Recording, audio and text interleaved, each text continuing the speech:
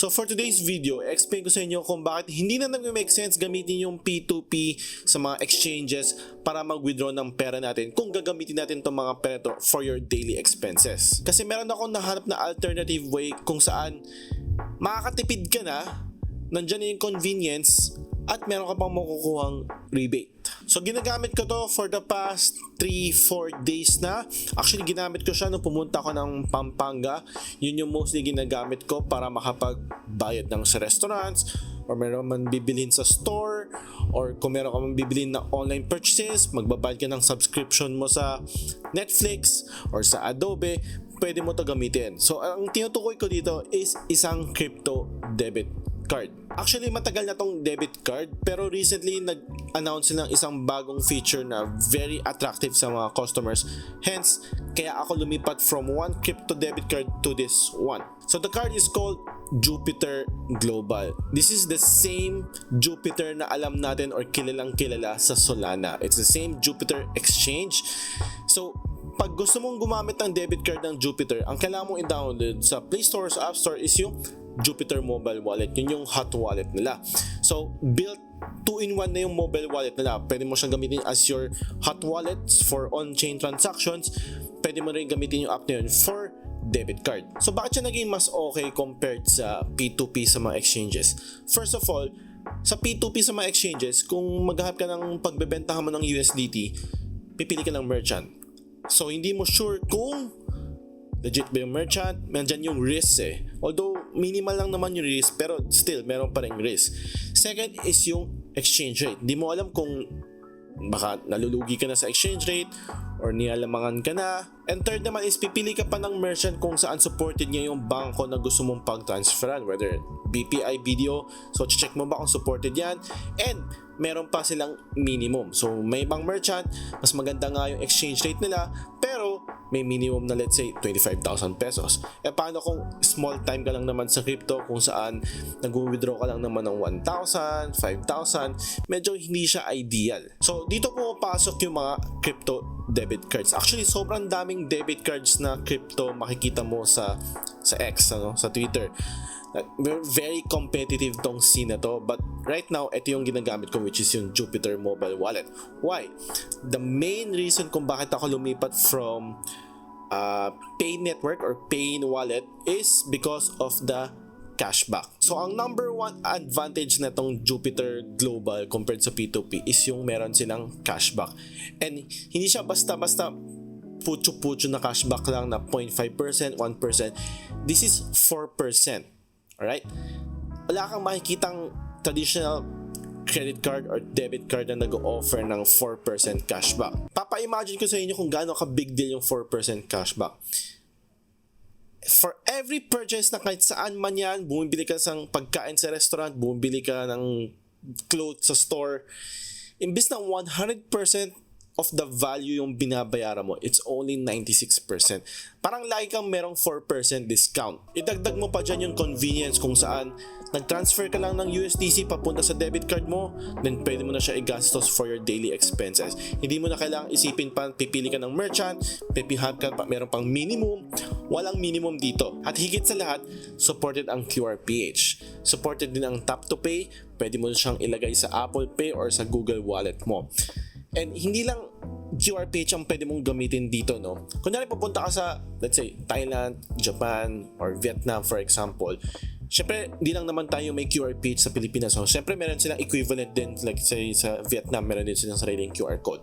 So, pwede mo rin iscan yung QR code na yun para makapagbayad ka gamit yung Jupiter debit card mo. So, habang i-explain ko pa yung mga ibang features and advantage sa paggamit na itong debit card na tayo, papakita ko sa yung tutorial kung paano ba ito i-download, papakita ko rin yung mga fees, papakita rin yung mga features na hindi ko pa nababanggit. So, first things first is, syempre, kailangan mo muna siyang i-download sa phone mo. So ang dapat mong hanapin na app is Jupiter Mobile. Then may makikita ka dito ang Jupiter Mobile Wallet. So download mo lang to. So here, kailangan mo gumawa ng account or pwede ka mag-sign in gamit yung Google account mo or I think Facebook mo, pwede rin, no? So suggest ko is Google sign in. So gamitin mo lang yung pag-login mo ng Google. Dito, sa part na to, medyo nakakalito lang, no? Kasi dalawang beses ka mag-sign in. Kasi one is dun sa wallet nila, yung Jupiter Hot Wallet nila. Second naman is sa Spend. So naturally, pagka-download mo ng app, ang una mong ipapasign in sa'yo is yung Google Wallet. Yung Jupiter Wallet. And then, after mo mag-sign in, lipat ka lang sa Spend dito sa top right, and then ipapasign in ka niya ulit. So magsa-sign in ka lang or create ka ng account gamit yung Google account lang din. So once you're done, next is kailangan mo gawin is syempre, kung mag-apply ka ng debit card or credit card sa, let's say, sa BPI, BDO, Metrobank, or East West Bank, mga ganyan, dumadaan tayo sa Know Your Customer or KYC kung saan nagsasubmit tayo ng mga documents, usually government ID, proof of billing. So here, kailangan mo rin yun. So yun yung medyo konting inconvenient or konting hassle para sa inyo. But again, para maging regulated siya, para maging compliant siya sa mga policies and rules, kailangan natin yun. So once na nakapag-sign in ka na, pag pumunta ka sa card or sa payment or sa earn, ipapa-activate ka niya ng debit card. So once na-activate mo yan, kailangan mo either mag-submit ng government ID, and I think meron din yatang selfie. Tapos, kailangan mo mag-submit ng proof of billing para lang mapatunayan na kung saan ka nakatira. Same na same. So may mga i-fill up ka pang konting surveys, like gaano kadalas mo gagamitin yung card na yan, how many transactions a day ang gagawin mo, gaano kalaking ipapasok mo pera, yung mga ganong klaseng questions. Usually, hindi din naman nakukuha natin mga questions pag, again, gagawa tayo ng debit card or credit card. So let's say nagawa na natin yun, lahat-lahat, no? Meron ako isang papakita sa inyo na very limited time lang. I think hanggang until this week lang yan. So, I'm not sure kung maaabutan nyo pa to, no? So, meron tayo ditong referral incentives or reward kung saan we are both in a win-win situation. So, pag ginamit mo yung referral code ko, paras tayong mananalo dito. Makikita mo sa baba. If ginamit mo yung code ko at nag-spend ka ng at least $1,000 within 30 days after ma-activate yung card mo, meron kang makukuha $200 cashback. So right na makikita mo from 100 to 200 siya. Again, nasa promo lang siya. Very limited time promo lang siya this week. I'm not sure kung maabutan nyo. And I'm not sure din if nakapag-activate ka ng account within the promo period, kahit after na yung event or after na yung promo, makuha mo rin 200 cashback. Pero imagine mo yung $200 cashback, that's a 20% cashback. So kung gumastos ka ng $1,000 na, let's say, bumili ka ng iPhone na worth, let's say, $1,000 is equals to 60,000 pesos. Imagine mo, yung 12,000 doon sa 60,000 na yun ay mababalik sa'yo. So parang bumili ka ng iPhone worth 48,000 pesos lang. But no, pag di mo naabutan yung promo, $100 lang yung ibabalik sa'yo. That's 10%, which is still, saan ka makakita ng card na nakakapag-cashback ka ng $100, di ba? And for transparency, if ginamit mo yung referral code ko at nakapag-gastos ka ng at least $100, meron akong, within the promo period, meron akong makukuha $50. But on a normal day, $25 lang. So it's a win-win situation. And ang maganda pa dito, if makakapag-refer ka rin ng mga tao, kaya mo pang lakihan yung cashback mo. So ang starting point ng cashback, if nakapag-activate ka ng card, is 4%. Makikita mo, cap at $100 month. So meron kang cashback monthly cap of 6,000 pesos. Pero if kaya mo mag-refer, yan, mag-swipe right tayo. If kaya mo mag-refer ng at least 20, yung 4% mo ay magiging 5%. And maging monthly cap mo ay madagdagan din from $100 to $200. That's a lot. Wala kang makikitang digital bank cards or debit card, credit card na makakapag-offer ng ganitong kalaking cashback. Now, if kaya mo pa mag-refer ng mas marami pa, kaya mo mag-refer ng 15 na tao, from 5% magiging 8% at monthly cap mo naman ay 500. Kung sobrang influential ka, kaya mo mag-refer ng 100 na referrals, from 8% magiging 10% cashback at monthly cap of $1,000. 10%. Katulad ng sinabi ko ngayon, pag meron kang binibiling gamit, iisipin mo na lang yung total value na babayaran mo is 90% lang. lagi kang meron 10% discount sa kahit saan, kahit sa pagkain, kahit sa gadgets, kahit sa ticket, service, online purchases, lahat yan meron kang 10% discount. Ganun kalaki yung 10% cashback. And now, sabi ng Jupiter is this is going to be permanent. So hindi siya limited time lang na first 6 months mo or first year mo ay meron kang 4% cashback. It's going to be permanent as long as ginagamit mo yung card for your purchases. So now, papakita ko sa inyo yung mga cashback ko. So makikita mo, nag-start ako gumamit ng March 31, then up to now, ginagamit ko na tong card na to sa panggastos for my daily expenses. Makikita mo meron tayong mga cashback, whether it's 0.13 cents, 66 cents, meron din tayong $1.87, 1.8. So ayan, mga iba pending, but aantay mo lang, usually 1, 2, or 3 days. Medyo inconsistent kasi may times na makukuha mo na kagad, may times na after a date makukuha mo na agad. May iba dito hanggang ngayon mapapansin mo April 1 hanggang ngayon hindi ko pa rin nakukuha, pending pa rin. Pero yung mga ibang April 1 transactions ko nakuha ko na. But importantly, lahat yan makukuha mo eventually. So makikita mo so far meron ako ng cashback na around $8. Yung $50 is may na-refer ako, so meron akong nakuhang $50 sa kanya. So sa lahat ng mga ginastos ko, $8 na so far ang na-cashback ko. Now, what about the fees? So, bibigyan kita example ng fees dito. Bigyan kita ng mas malaking fees dito. Yan. So, again, galing lang akong Pampanga. So, pumunta ako sa Aquaplanet. Bumili ako ng ticket. Ito yung ginamit ko pang bili ng ticket. Makikita mo sa baba yung fees and rates. So, here makakapansin mo, ang exchange rate ay very similar sa exchange rate natin ngayon. Kumbaga hindi ka ginugulangan, no? Unlike sa mga exchanger, pag magpapalit ka, lagi kang lugi ng around 1 to 3 pesos, di ba? Here sa exchange dito is as is. Kung naman yung current exchange rate, yun din yung makukuha mo. But meron siyang 1.8% na Visa conversion fee. Kasi again, ang laman ng debit card mo is in dollars, no? So, i-convert niya into PHP. So, ito yung babayaran natin.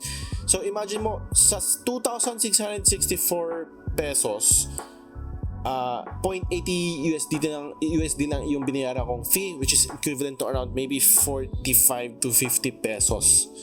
So, ganun lang kalit yung fees niya. Jupiter Global fees, wala silang kinukuha.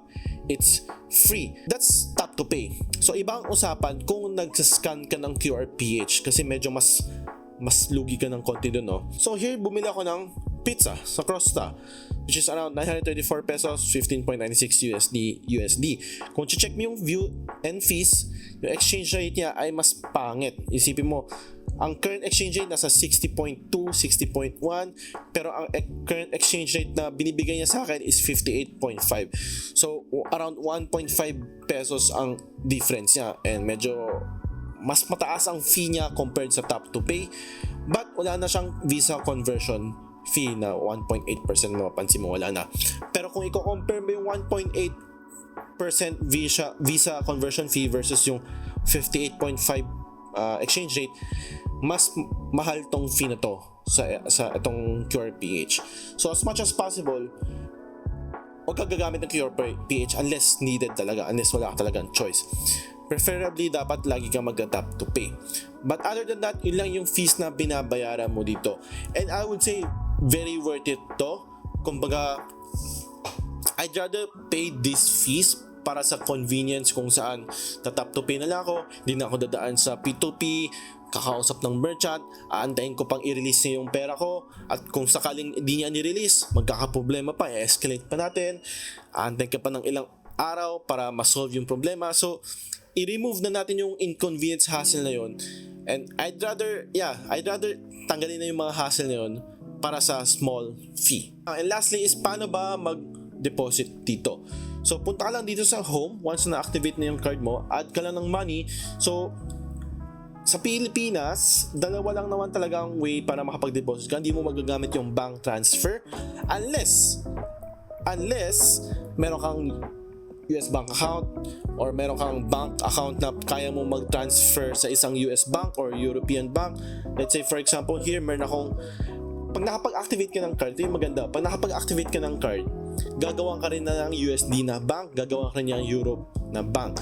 So let's say kung meron kang pera sa BPI, BDO, whichever man yung bangko na gamit mo dito locally at supported niya yung bank details mo na US or Europe, then pwede ka mag-transfer ng PHP to these banks and makakapag-deposit ka. Basically, makakapag-deposit ka sa debit card mo gamit PHP. But I think most of you mahirap, and trinay ko sa, I think sa Union Bank or BPI, walang ganong supported bank. So, pinaka-best mo is deposit address kung saan magde-deposit ka ng USDC.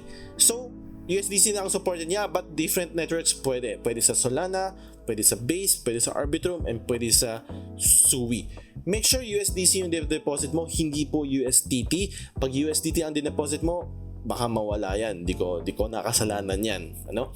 Another way is yung from Jupiter Wallet. So, mapapansin mo again, ang Jupiter Mobile Wallet, it's a 2-in-1. Hot wallet siya, and at the same time, it's a debit card. So, kung ginagamit mo yung Jupiter as your hot wallet, then meron kang funds doon, then mabilis lang naman ilipat yung funds mo from wallet papunta sa debit card mo. Ganun lang kabilis. So, paano ka ba makakapag-deposit address? Kahit galing sa exchange, galing sa iba mong wallet, basta i-copy mo lang yung address na to, then send mo ng USDC, antay ka lang saglit, then magre-reflect na yung pera mo dito. Once na nag-reflect na, pwede mo na gamitin yung debit card mo pang gastos for your daily expenses. So yun lang, I hope naging clear yung explanation ko. If gusto nyo supportahan, gamitin yung referral code ko. But again, it's a win-win situation for both of us. Kung nakapag-spend ka ng $1,000 within 30 days, may $200 cashback ka or $100, depende kung kailan ka mag-activate. And meron ako makuha $25 or $50 from you. Yun lang yun, no? Kung wala kang ginamit ng referral code, wala kang makukuha $100 or $200 cashback. So, it's a win-win situation. But if kung ayaw nyo gamitin yung referral code, it's fine. Or meron kang gagamitin mo yung referral code sa isang mong friend, walang problema. Walang sapilitan dito. But, ang gusto kong ipilit sa inyo is i-like mo tong video and subscribe na rin kayo sa channel ko kasi, medyo ang bagal na dumagdag yung subscribers ko. Gusto ko abutin yung 100,000 sana naman para naman makuha ko yung plaka for bragging rights, So yun lang. I hope nakatulong tong video. Thank you. Bye.